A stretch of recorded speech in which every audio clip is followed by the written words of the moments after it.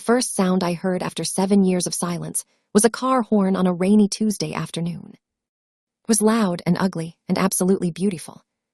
I was sitting in my living room in my old armchair by the window. The doctor had turned on my new hearing implant just 2 days earlier.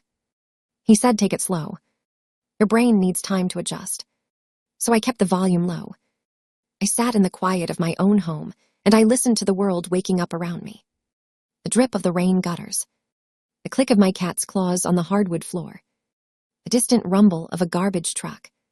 I did not tell anyone. Not my daughter. Not my son-in-law. Not my best friend Margaret. I wanted to keep this miracle to myself for a little while. Just a few days of secret joy. Then my daughter Amanda came over to drop off some groceries. She thought I was still deaf. She sat on the couch and started talking on her phone. She did not know I could hear every single word. And the words she said made me understand that my hearing loss had not been my biggest problem. My biggest problem was sitting 3 feet away from me with a smile on her face and poison in her heart. To understand how I ended up in that armchair, with that new ear, you need to know my story. My name is Patricia. Everyone calls me Pat. I am 66 years old. I live in a small town outside of Manchester, in a house my husband Derek and I bought in 1992. Derek was a plumber. A good one. Honest and hardworking. He died 8 years ago from a stroke. He was only 59. Too young. Too sudden. I found him in the garden leaning against the apple tree. His eyes were open, but he was already gone. The last thing he ever said to me was, "Pat, the apples are ready to pick." That was the last voice I heard clearly for a very long time. The hearing loss started about 6 months after Derek died. The doctors said it was a combination of genetics and a bad ear infection I had as a child. They said it would get worse over time. They were right. Within 3 years, I was legally deaf in my left ear and severely impaired in my right. Hearing aids helped for a while. Then they stopped helping. By the time I was 61, I lived in a world of muffled sounds and constant guessing. I learned to read lips. I learned to watch body language. I learned to smile and nod even when I had no idea what people were saying to me. It was exhausting, but I survived. I have one child, a daughter named Amanda. She is 39 years old. She married a man named Craig when she was 25. Craig sells luxury cars. He is the kind of guy who calls everyone buddy and then talks behind their back. They have 3 kids, 2 girls and a boy. I love those grandchildren like they are my own second chance at life. Amanda was not always like this. She was a sweet girl. She used to sit on my lap while I read her stories. She used to hold my hand when we crossed the street. She used to say, "I love you, Mommy," all the time for no reason at all. But somewhere between her marriage to Craig and her 30th birthday, something changed. She became sharp, impatient, focused on money and status and what people thought of her. She stopped calling just to chat. She started calling only when she needed something. Usually money. I did not mind at first. She was my daughter. I wanted to help. I gave her money for a new car. I gave her money for the kids' school trips. I gave her money for a down payment on a bigger house. Derek would have told me to stop.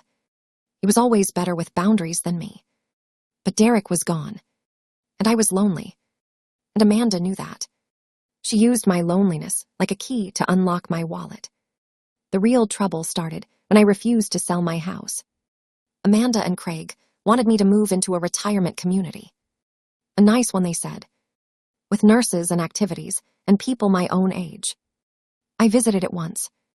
It smelled like bleach and boiled carrots. The residents sat in a circle and watched daytime television with the volume turned up to maximum. I came home and cried in Derek's garden for an hour. I called Amanda and said no. I am not leaving this house. Derek built that deck. Derek planted that apple tree. Derek painted the kids' bedrooms before they were born. I am not leaving his memory behind. Amanda sighed. That sigh, it was the same sigh I used to give her when she was a teenager and wanted to do something stupid. That sigh told me everything. She did not see a mother with a lifetime of memories. She saw a problem she could not solve. The trigger happened 18 months before my hearing came back. I had a small fall in the kitchen, slipped on a wet spot, did not break anything, just bruised my hip. But Amanda used it as ammunition. She called me every day for a week. She said, "Mom, you are not safe alone." She said, "Mom, you need to let us help you." She said, "Mom, think about the kids. They would be devastated if something happened to you." I felt guilty. I felt old. I felt like a burden. So I agreed to let her take over some of my bills. Just the utilities, she said. Just to make sure nothing gets shut off. I gave her access to my checking account. Just for the bills. That was my first mistake. A few months later, I noticed my savings were lower than they should be. I asked Amanda about it. She said, "Oh, Mom, the electric company raised their rates. And the water bill went up. And property taxes increased." I believed her. Why would I not believe her? She was my daughter. She was the one person in the world who was supposed to protect me. Then my wedding ring went missing. Derek's grandmother's ring. A small diamond in a gold band. I kept it in a jewelry box on my dresser. One day it was just gone. I searched everywhere. Under the bed. In the bathroom. In the kitchen drawers. Nothing. I asked Amanda if she had seen it. She said, "Maybe you misplaced it, Mom. You forget things sometimes." That stung. I do not forget things. I am not senile. I am deaf. There is a difference. But I let it go. I did not want to be the mother who accused her daughter of stealing. So I stayed quiet. The night before my hearing implant surgery, Amanda came to visit. She brought takeout. Chinese food. My favorite. We ate at the kitchen table.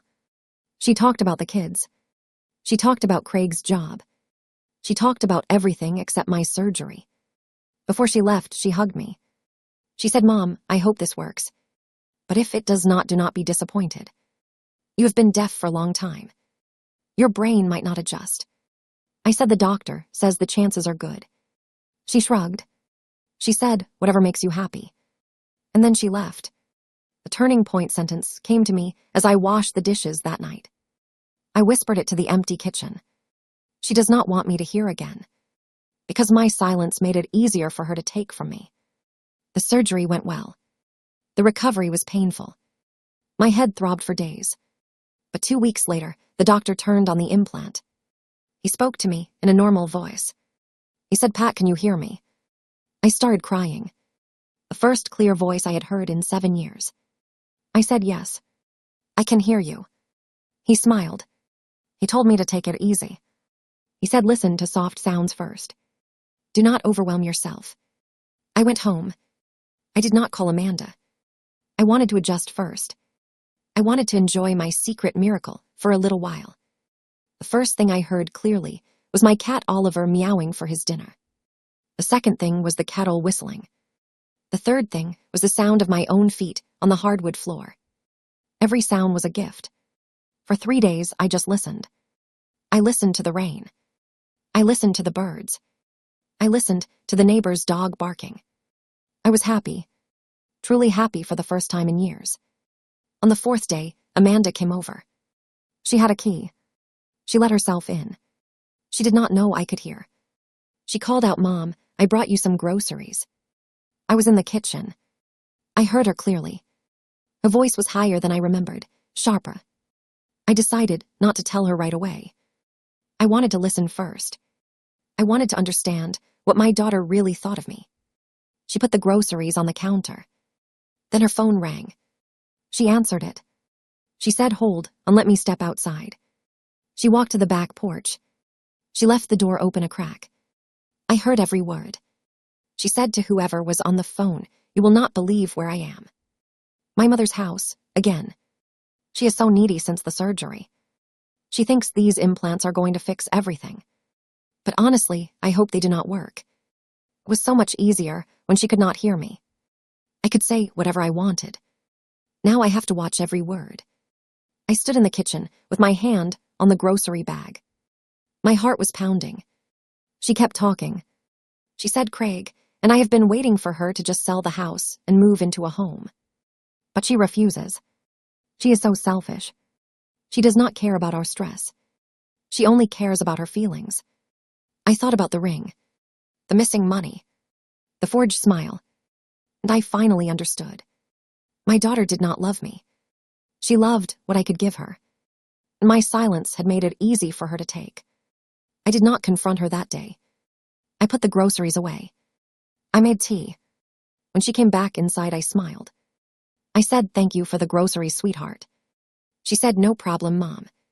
She did not stay long. She made an excuse about the kids and left. I sat in my armchair by the window. I watched her drive away, and I started to plan.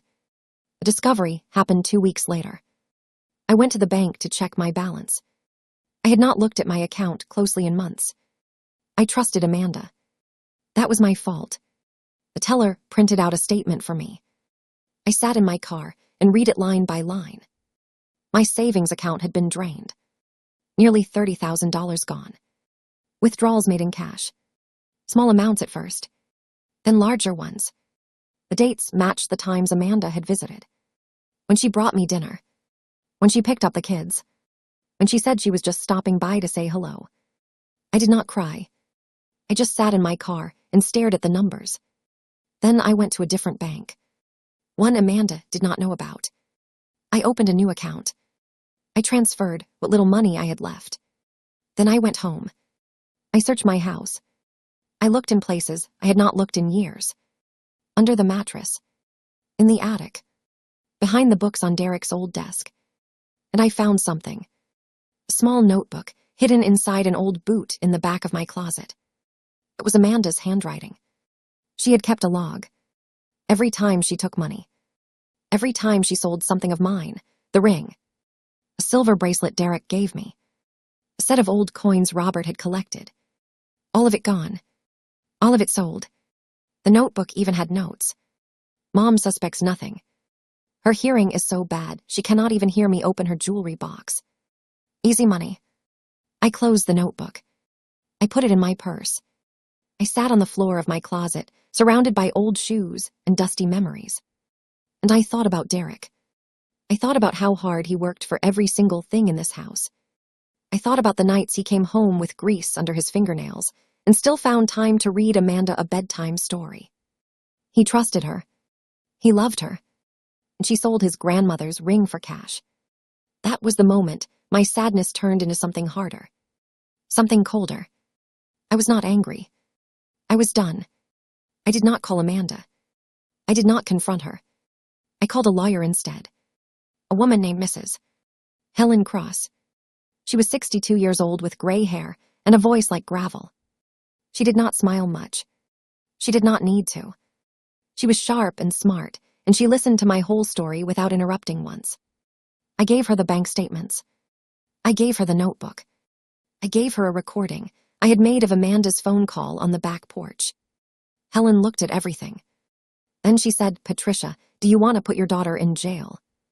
I thought about it. I imagined Amanda in handcuffs. I imagined her explaining to her children why Grandma sent her away. For a moment, it felt good. But then I thought about Derek. He would not want that. He would want her to learn, not to be destroyed. So I said no. I do not want her in jail. I want my money back. I want my house protected. And I want her to know that I know. Helen nodded. She said that I can do. We made a quiet plan. First, Helen sent a letter to Amanda. A certified letter. No threats, no anger. Just facts. It said your mother has retained legal counsel. She has evidence of unauthorized withdrawals from her bank account totaling over $30,000. She has evidence of stolen personal property. She has audio recordings of you discussing her condition in a way that suggests financial exploitation. You have two choices. You can repay every penny within 60 days. You can sign a document giving up any future claim to your mother's house. You can agree to supervised visits only. Or your mother will file a police report, and the district attorney will decide whether to press charges. The letter did not mention the notebook. That was my secret weapon. I kept it in my safe deposit box at the bank. Amanda did not know it existed. She called me 3 hours after she got the letter. She was crying. She was screaming. She was apologizing. She was blaming Craig. She was blaming stress. She was blaming everything except herself. I let her talk. Then I said, Amanda, I am not your mother right now. I am your victim. You stole from me. You lied to me. You wished I would stay sick so you could keep taking. There is no apology that fixes that. Pay back the money. Sign the papers. And then we will see if there is anything left to save. She signed the papers within a week. The money took longer. She had to sell her car. Craig was furious. I did not care. That was between them. I got my $30,000 back. Not all at once. In pieces. But I got it. The house is in a trust now. Amanda cannot touch it. She cannot even visit without calling 3 days in advance. Those are the rules. Helen wrote them. I agreed to them. The confrontation happened at Helen Cross's office on a gray November morning. Amanda came alone. Craig refused to come. That told me everything about his spine. She looked terrible. Dark circles under her eyes. Hair unwashed. Clothes wrinkled. She looked like a woman who had not slept in weeks. Good. I wanted her to feel the weight of what she did. We sat across from each other at a long wooden table. Helen was there. A paralegal was there as a witness. I placed the notebook on the table. Amanda looked at it. Her face went white. She knew what it was. I said, I found this in your old boot. The one you left in my closet years ago. Do you remember writing it? She did not answer. She just stared at the notebook. I opened it to a random page. I read aloud. Mom suspects nothing. Her hearing is so bad, she cannot even hear me open her jewelry box. Easy money. I closed the notebook. I said, easy money, Amanda. That is what your father's grandmother's ring was to you. Easy money. She started crying. Ugly crying. Snot and tears and shaking shoulders. She said, Mom, I am so sorry. I had a problem. Craig was pressuring me. The kids needed things. I did not know how to stop. I said, you knew how to stop. You chose not to. Every time you took cash from my account, you made a choice. Every time you sold something of mine, you made a choice. You made those choices for years. And the whole time you looked at my face, and you pretended to love me. That is not a mistake. That is a pattern. Helen slid 2 documents across the table. One was the final trust agreement. Amanda signed away any claim to my house forever. The other was a repayment plan. She had already paid back most of the money. But Helen wanted it in writing. Every penny accounted for. Amanda signed without reading. Her hand was shaking so badly, she almost tore the paper. When she finished, I stood up. I said, I am not going to press charges. That is my gift to you. Not because you deserve it. Because your father would have wanted it. But I need you to understand something. You did not just steal money. You stole my trust. You stole my peace. You stole the belief that my daughter loved me. That is gone now. Maybe we can build something new. But it will never be the same. Do you understand? She nodded. She could not speak. She just nodded. I walked out of that office. I did not look back. The door closed behind me. I stood in the hallway for a long moment. Then I walked to my car. I drove home. I made tea. I sat in Derek's armchair. And I listened to the silence. Not the silence of deafness. The silence of a woman who finally stood up for herself. That was 1 year ago. Amanda and I still have a relationship. But it is different now. She calls every Sunday. We talk for 15 minutes, no more, no less. She visits once a month. She brings the kids. I bake cookies. I play games. I am a grandmother. But I am no longer a wallet. That door is closed forever. She paid back the last of the money 6 months ago. She included interest. Helen suggested it. I did not ask for it. But Amanda did it anyway.